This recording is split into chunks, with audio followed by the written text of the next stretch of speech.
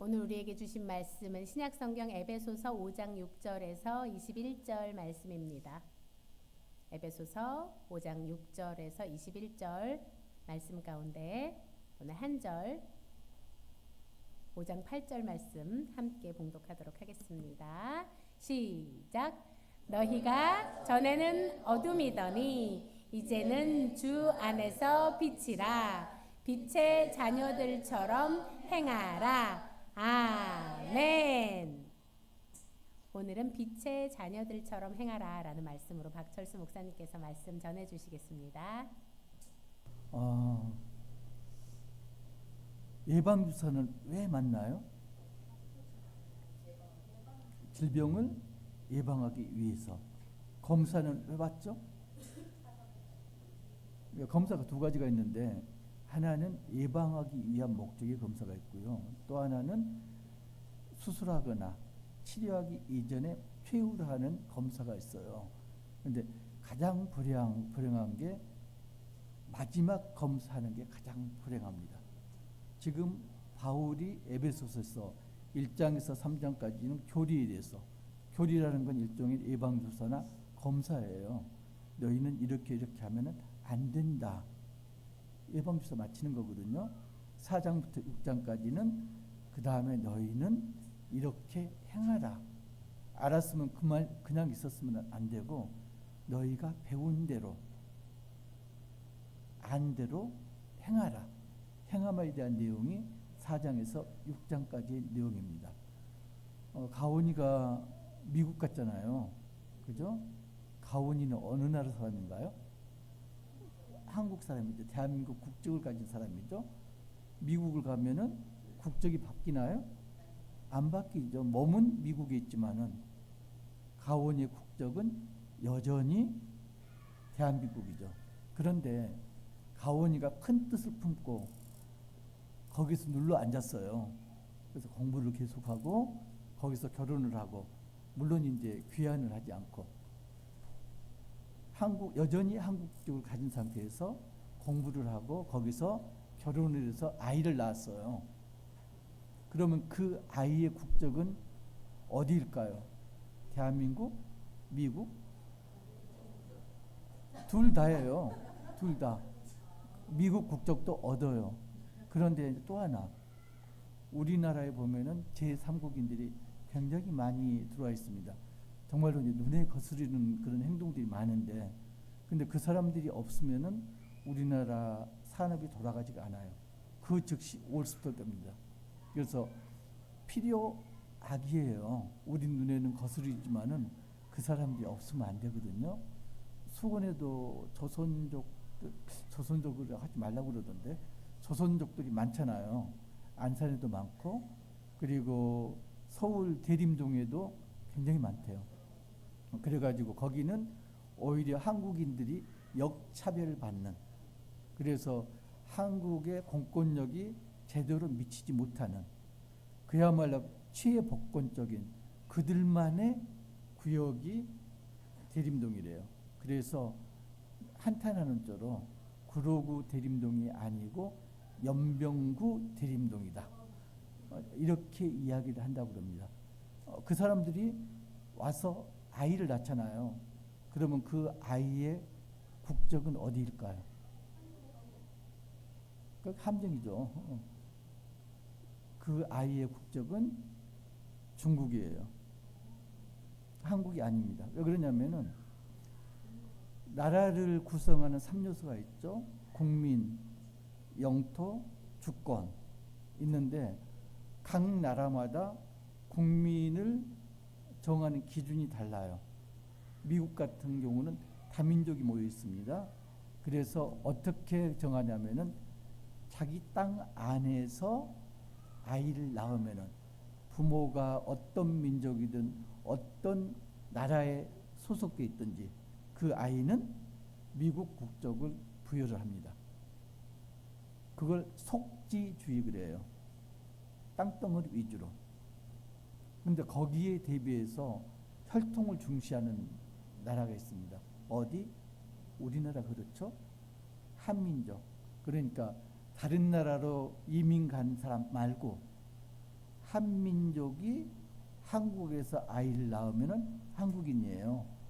그리고 한국인 부모가 다른 나라에 가서 아이를 낳아도 그 아이는 한국이에요. 그렇기 때문에 이중 국적을 갖는 거거든요. 조선족들은 한민족이에요. 근데 한국 국적을 갖지 않고 있죠. 중국 국적을 갖고 있죠.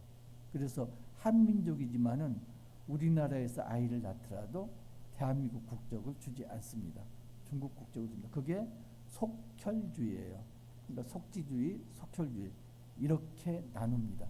그러면은 우리 믿는 자들 하늘나라에 속했다고 그러잖아요. 우리 믿는 자들이 속해 있는 하늘나라는 하늘나라 시민을 어떻게 선정할까요? 땅덩어리 그걸로 선정할까요? 아니면은 혈통으로 선정할까요? 우리 말고도 혈통주의를 고집하는 게 어디죠? 유대의 민족. 유대의 민족은 자기들이 하나님의 선민이라고 생각을 하고 하나님의 선민이죠. 그래서 자기들을 제외한 나머지 민족들은 뭐다? 이방인이다. 이렇게 했잖아요. 그러니까 둘로 나눴어요. 하나님의 선민, 우리는 하늘나라의 시민. 그리고 나머지는 이방인들, 지옥의 불쏘시개. 이렇게 했는데 예수님이 그게 아니라고 그랬잖아요. 그죠? 누구든지 예수님을 믿고 영접하면은 하나님의 백성이다. 그래서 하나님의 백성이 되는 기준이 뭔가요? 주님을 영접하는 것. 이걸 이제 바울은 빛의 자녀라고 그럽니다. 그러면 빛의 자녀가 있으면은 반대로 뭐가 있을까요? 어둠의 자녀가 있죠. 우리가 에베소서 4장, 5장에서도 계속 이야기를 했었는데 어둠의 자녀가 누구죠? 사탄에 속한 사람. 그죠? 진노의 자녀, 어둠의 자녀, 세상 권세를 잡은 자들의 자녀. 그래서 지금 하늘나라의 시민인가 아니면 사탄의 자식인가 이 가르는 기준이 뭔가요? 땅인가요? 혈통인가요? 영이죠. 영. 성령이 내 안에 내주하면은 하늘나라 시민이고요. 그게 아니고 사탄의 지배를 받고 있으면은 사탄의 자식인 거죠. 그런데 우리가 살고 있는 지금 이 땅이 어딘가요? 사탄의 땅이죠. 사탄이 지배하는 영역이죠. 그러면은 마찬가지로 우리도 이중 국적을 갖고 있는 거예요. 내 몸은, 내 육신은 사탄의 나라에 속해 있고, 그리고 내 영은 하늘나라의 신분을 가지고 있고, 그죠?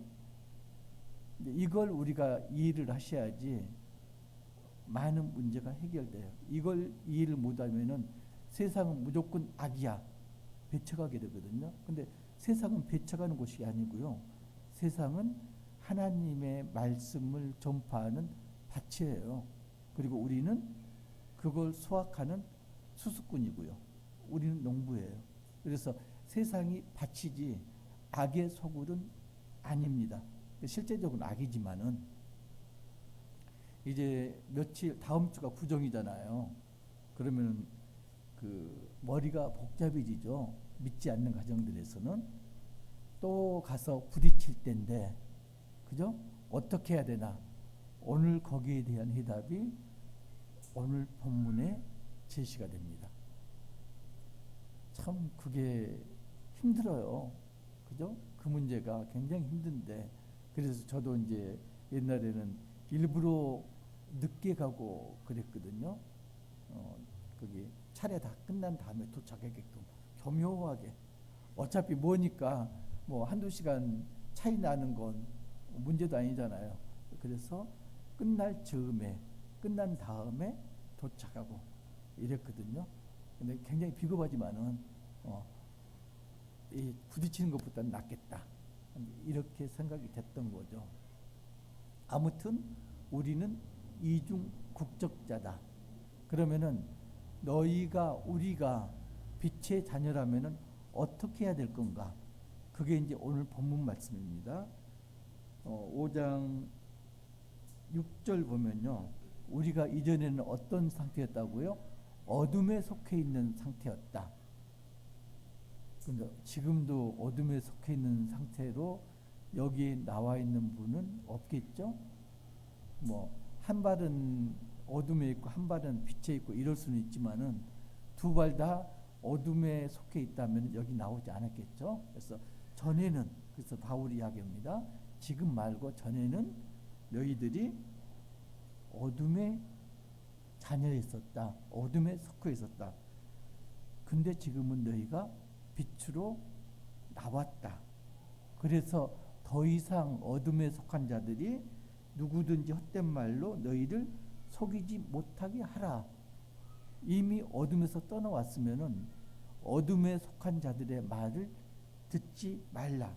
왜 그러냐면은 하나님께서 불순종의 아들들, 어둠에 속한 자들을 이미 징벌하셨다. 이렇게 바울이 이야기했습니다. 그래서 7절 보면은 그들과 함께하는 자가 되지 말라. 그들이 누군가요? 어둠에 속한 자들. 과거에 매이지 말라. 손을 씻어라. 저기 조폭들이 손 씻고 나오기가 굉장히 어렵다면서요. 뭐 손가락을 결단하기도 하고 막 나오면 그런다면서요. 아무튼 함께 있으면 거기서 헤어나오지 못한다. 근묵자 흙이라고 그랬잖아요. 같이 있으면 물들어요. 그러니까 너희가 빛의 자녀라면은 더 이상 거기 있으면 안 되니까 나와라. 이 말을 하고 있습니다. 8절 보면 너희가 전에는 어둠이되 이제는 주 안에서 빛이라. 빛의 자녀처럼 행하라. 9절 빛의 열매는 함께요. 모든 착함과 의로움과 진실함에 있느니라. 너희가 빛의 자녀라면은 더 이상 어둠의 자녀처럼 행해서는 안 된다. 빛의 열매를 얻도록 너희가 행해야 된다. 그 열매가 뭐다? 착함, 선함과 의로움과 진실함이다. 그 말은 돌려 말하면 뭔가요? 너희가 빛의 자녀라고 하면서 착하지 않고 의롭지 않고 진실하지 않다면은 너희는 빛의 자녀가 아니라는 그런 말씀이죠. 그다음 10절 보면은 주를 기쁘시게 할 것이 무엇인가 시험해 보라. 주님이 뭘 기뻐할까요? 빛의 열매로 행하는 걸 기뻐하시는 거죠. 그래서 11절 너희는 열매 없는 어둠의 일에 참여하지 말고 도리어 책망하라. 자, 지금 이제 아주 중요한 말씀을 합니다. 책망하라. 우리가 그래요. 안 좋은 곳에서 빠져나올 때 이때는 나 하나 빠져나오면 그만이다 이렇게 여기거든요. 근데 바울은 하나 더 할 게 있다고 그럽니다.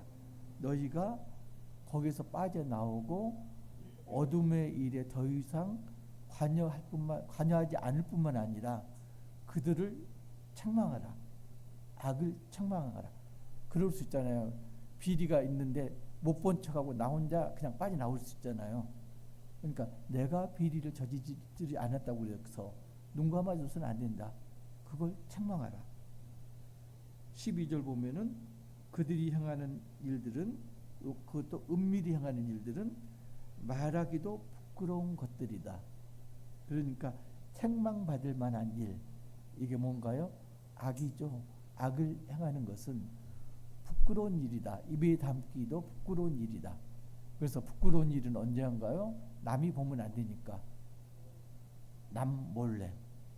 주로 언제 하나요? 나 혼자 있을 때. 아니면은 악에 물든 사람들과 같이 있을 때.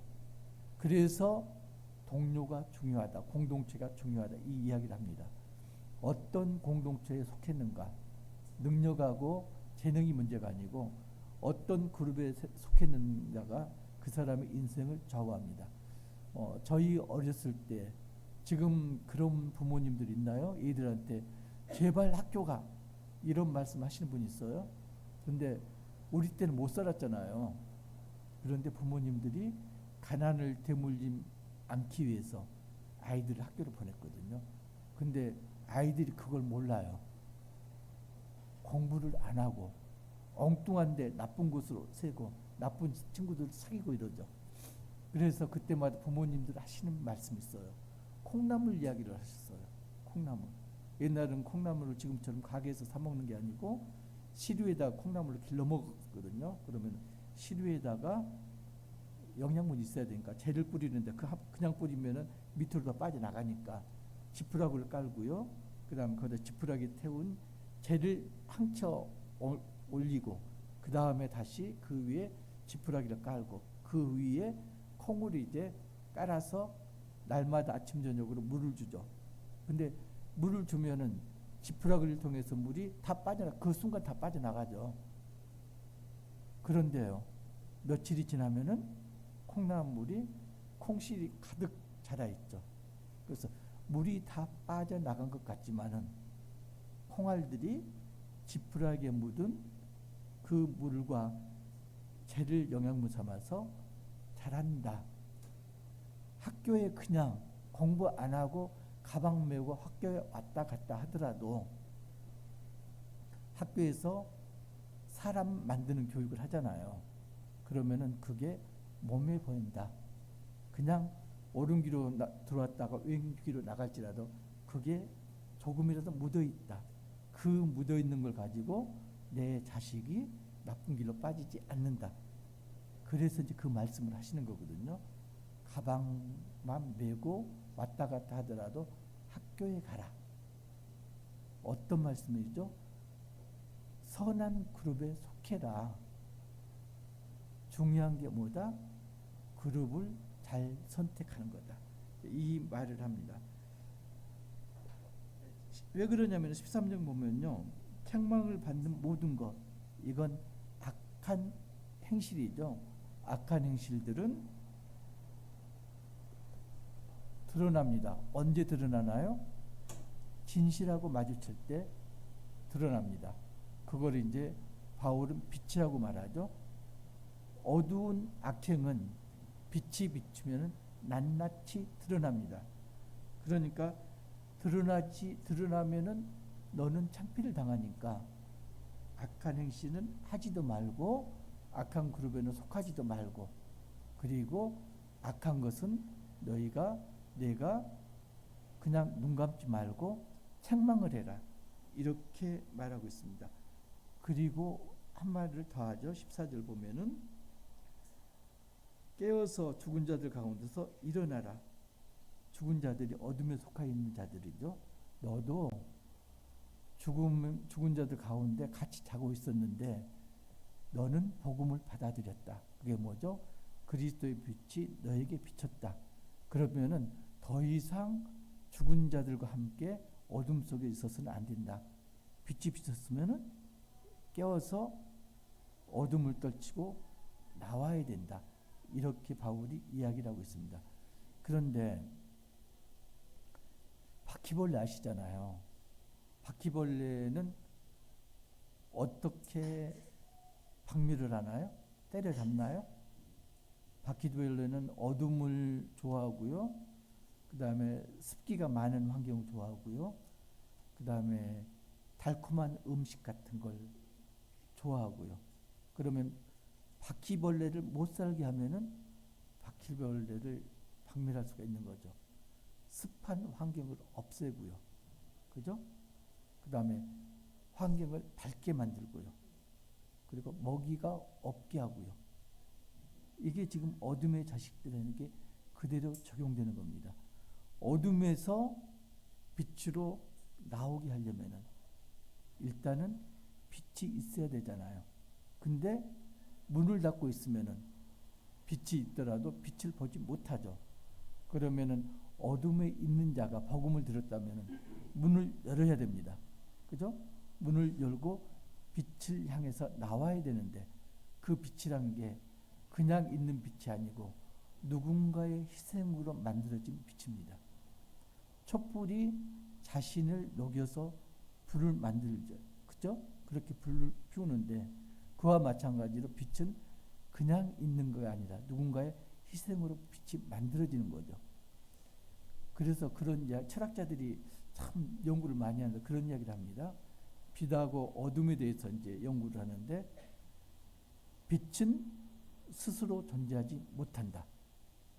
빛은 하나님의 창조물이 아니다. 그러면 빛이란 게 뭔가? 빛은 아니 어둠. 제가 말을 바꿨습니다. 어둠은 하나님의 창조물이 아니다. 어둠은 스스로 존재하지 못한다. 어둠은 뭔가? 빛이 부재, 빛이 없는 게 바로 어둠이다.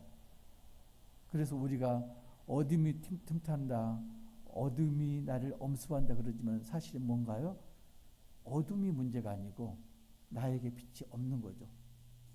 내가 빛이라면, 나에게 빛이 있다면은 어둠이 틈타지를 못하는 거죠.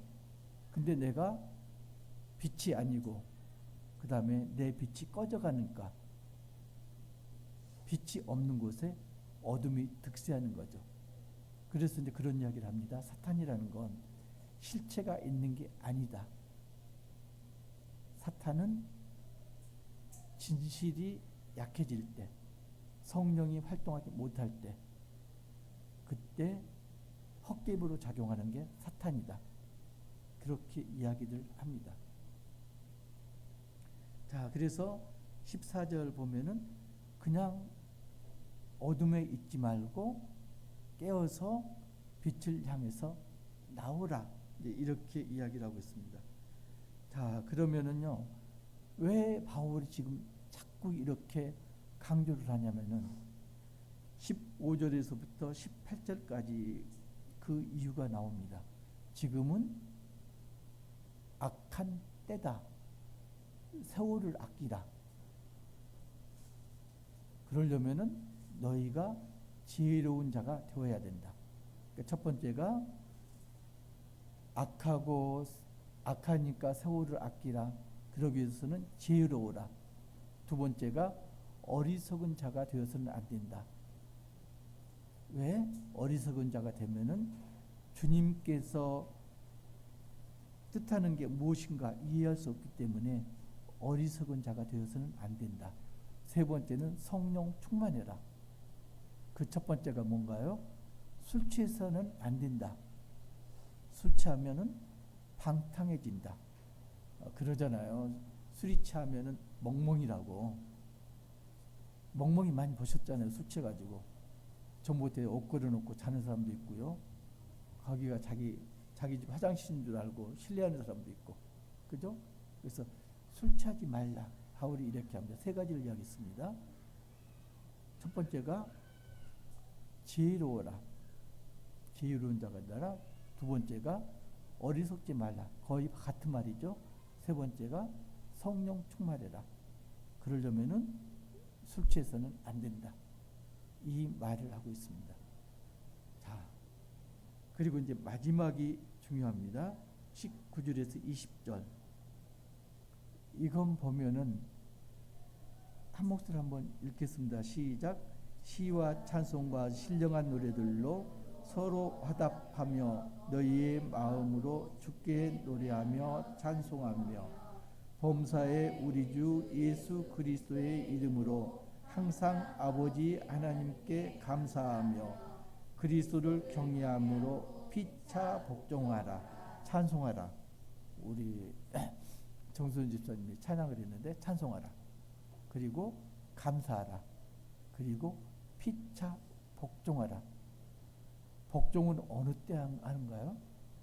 나보다 힘이 센 사람하고 하는 복종 말고 자진에 사는 복종을 다른 말로 하면은 섬김이죠.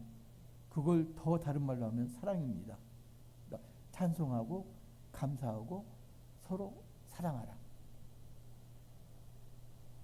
너희가 빛의 자녀라면은 입에서 찬양이 그쳐서는 안 된다.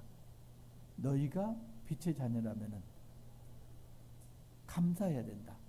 그리고 너희가 빛의 자녀라면은 피차 서로 섬기고 사랑해야 된다. 바울이 그렇게 결론을 냈습니다. 그런데요, 제가 몇 번 말씀드렸는데 성경을 공부하고 신앙생활을 하면서 세 가지 풀리지 않는 그런 게 있었다고 그랬잖아요. 첫 번째가 내가 왜 죄인이야? 원죄를 이해하지 못했고요. 두 번째는 동정녀 마리아. 과학적으로 도저히 말이 안 되는 거예요. 어떻게 처녀가 이를 낳아? 그죠? 그리고 말씀으로 천지를 창조하셨다. 내 멘토한테 그랬다니까요. 그게 사실이라면은 나 금 1g만 만들어주세요. 그랬다니까요. 그러면 믿겠다고. 첫 번째가 내가 죄인이 아니다. 아마 저뿐만 아니라 여기 있는 분들 중에도 그런 분이 있을 거예요. 내가 죄를 짓지 않았는데 내가 왜 죄인이야? 그죠? 이게 국정 문제하고 관련이 됩니다. 내가 죄를 짓지 않아도요. 내가 죄인의 나라에 살면은 나는 자동적으로 죄인입니다. 내가 착한 일을 하지 않았어도 내가 선인의 나라에 산다면은 나는 선인의 국적을 가지고 있는 거죠. 이 세상은 어떤 나라라고요? 사탄의 지배하에 있는 나라죠. 그래서 우리가 이 세상에 사는 한 우리의 국적은 뭐다? 사탄이 뭔가요? 죄의 괴수가 사탄이잖아요. 그러면 우리가 이 세상에 살면은 내가 죄를 짓고 안 짓고 하고는 전혀 상관없이 나는 죄인이다. 신분이 죄인이에요. 그런데 그러죠. 나는 법 없이도 살 사람이야. 그죠? 세상에 나처럼 선한 사람 있으면 나와봐. 저는 정말로 그런 줄 알았어요. 근데 그걸 깨닫고 나니까 그건 어떤 건가요? 교만한 거예요. 정말로 아주 최상급 지금 강조를 하는데 교만한 겁니다. 교만은 뭐라고요? 교만은 사망의 선봉입니다. 사망으로 가는 지름길이 교만이에요. 교만한다는 건 뭔가요? 나는 선인이 아니라는 거죠.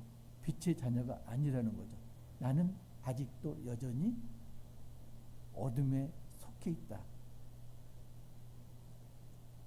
여러분들 빛의 자녀입니까? 그런데 입을 열면 나오는 말이, 저도 이제 거기에 속하니까 할 말은 없지만은, 위정자들 깎아내리고, 그죠? 그리고 나 마음에 안 드는 사람 깎아내리고, 그리고 나와 좀 사이가 어정쩡한 사람들 깎아내리고. 그렇다면 생각을 해봐야 됩니다. 나는 정말로 빛의 자녀인가? 구정에 가족들 만나자잖아요. 못 만나다 한동안 못 보던 가족들 만나는데 그 나이를 먹고 보니까 이해가 돼요. 저희 아버지가 그런 말씀을 하셨거든요.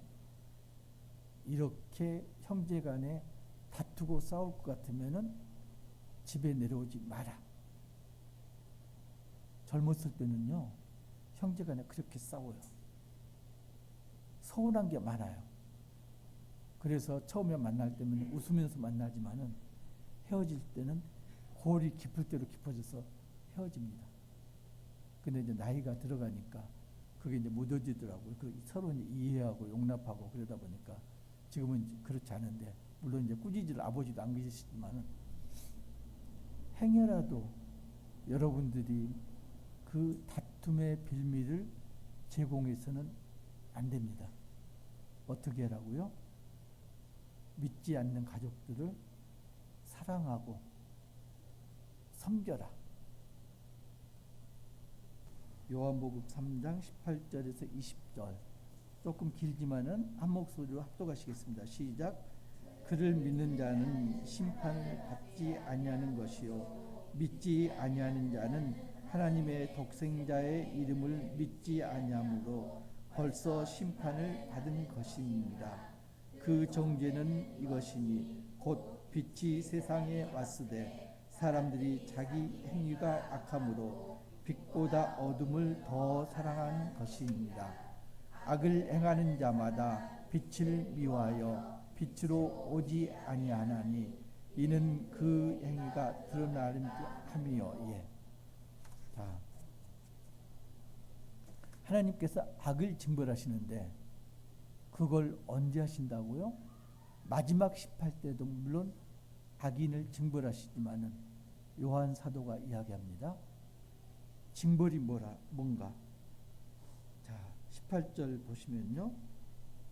믿지 아니하는 자는 하나님의 독생자의 이름을 믿지 아니함으로 벌써 심판을 받은 것이니라. 하나님을 믿지 않는 것, 예수님을 영접하지 않는 것 자체가 이미 심판을 받은 것이다. 이 세상에서 잘 먹고 잘 사는 것 같지만은 이미 지옥에 들어가 있는 것이다. 어떤 권사님이요, 믿지 않는 남편을 위해서 20년 이상을 울면서 기도를 해요. 그러면서 지금은 이제 그런 남자들이, 간땡이가 부은 남자들이 없겠죠. 근데 옛날에는 친구들, 술 취하면서 친구들 집에 데리고 오거든요. 특징이.